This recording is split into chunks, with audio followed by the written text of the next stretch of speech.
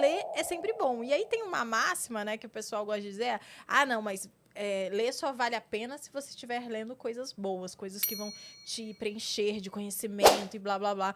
E por essa lógica, eu parei de ler. E eu nunca mais li, porque era muito difícil para mim ler. E era chato, dificultoso. Eu fiz ciência política de faculdade. E em ciência política eu li de tudo. Eu li Rousseau, eu li tudo, né? Umas coisas muito complicadas que eu sofri para ler, né? Li muito resumo, na verdade. Mas eu era uma boa aluna. Pegava ali o espírito da coisa, era isso que importava. Mas foi muito sofrido para mim. E quando eu saí da faculdade, eu falei, não vou ler mais nada, não preciso disso mais. E passei a vida, fui parando de ler, e o Bruno só lendo mais, só lendo mais, só lendo mais. Então tinha esse contraste, e eu me sentia, de certa forma, inferior a ele, também por isso. E também porque era um efeito de cascata. E aí, quando eu descobri a dislexia, foi tipo...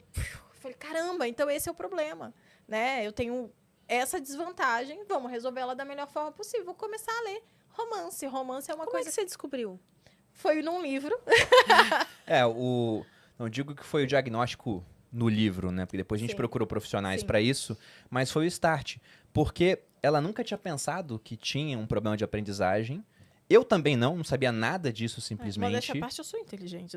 A Malu é super inteligente, mas tinha coisas que realmente a gente olha pra trás e não faziam sentido. Por exemplo, ela escreve bem assim, a estrutura do texto, só que tinha um monte de erro muito bobo. E eu falo, nossa, como é que você não viu esse erro? E ela, poxa, eu não vi. Então, ela tinha um blog na época, porque a gente começou a internet em blog. Eu com o meu de finanças, ela com um blog pra falar essa parte de lifestyle. E eu falava pra ela, vai escrever pro blog, vai escrever pro blog.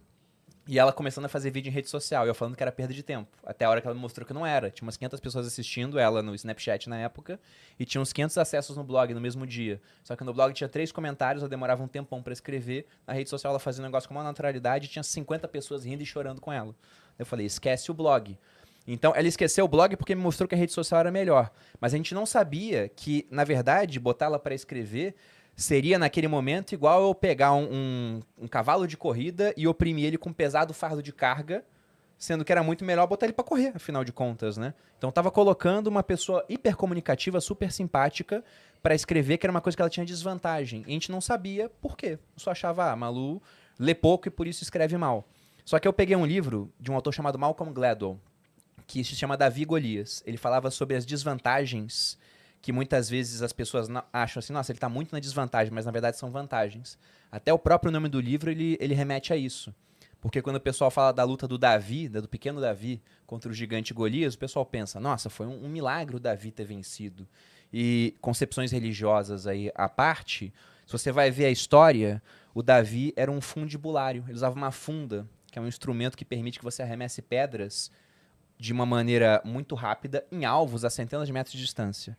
Já o Golias era um gigante, uns 2 metros e pouco de altura, talvez mais do que isso, e pronto para um combate a curta distância. E os pesquisadores israelenses que dão o amparo ali para o livro falam que talvez ele fosse realmente tão alto porque ele podia ter um tumor na glândula pituitária. Nossa. Isso provoca um crescimento maior do que o normal, mas também faz com que a visão não seja tão boa. Então, ele era um gladiador pronto para um combate a curta distância e que não enxergava o que estava muito longe. E o Davi era um alvo super rápido, super ágil, de longa distância, impossível para ele acertar, mas ele capaz de tacar as pedras no Golias. Então, ele não estava na desvantagem. Era um sniper contra um gladiador. O sniper ia ganhar. E aí tem uma hora que ele chega no livro e fala sobre problemas de aprendizagem. E ele fala sobre uma palestra que uma psicóloga foi, e tinha uma audiência que era só de homens muito bem-sucedidos, né?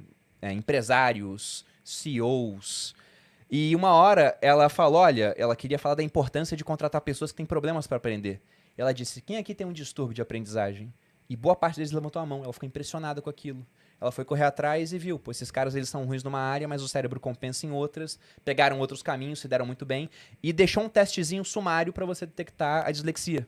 Não, isso meio que mostrava que os caras mais tinham vantagens do que desvantagens. Sim. Porque o cérebro, ele compensava tanto que acabava Se sendo um pouco destacava em superior. uma área